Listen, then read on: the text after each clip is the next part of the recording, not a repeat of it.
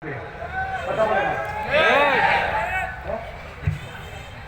ওই বা আমনে যে 60 বছর হয়ে গেল, আমনে যে 30টা বছর ধরে এই বাজারে মাথার ঘাম পায়ে ফেলাইয়া একটা একটা টাকা রোজগার করেন, ব্যবসা করেন। আপনার স্ত্রীও বেপর্দা, আপনার ছেলেও নামাজ পড়ে না, আপনার মেয়েও পর্দা করে না। আপনি এনে বাজারে ঘাম ধরে আর তারা বইয়া বইয়া টেলিভিশনে ঘরে সোফাত বইয়া তারা নর্তকীর নাচ দেখে, নাটক দেখে, সিনেমা দেখে। আপনার ছেলে এলাকার আরো 2-4টা বখাটের লগে পুরা দমে মোবাইলে উলঙ্গ ছবি দেখছে, আর আপনার ঘাম বাইয়া বাইয়া পড়তেছে একটা একটা টাকার জন্য।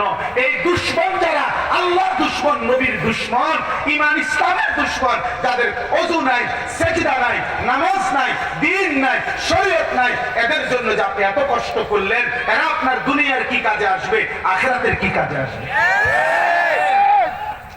বলেন অভিভাবক, বলেন।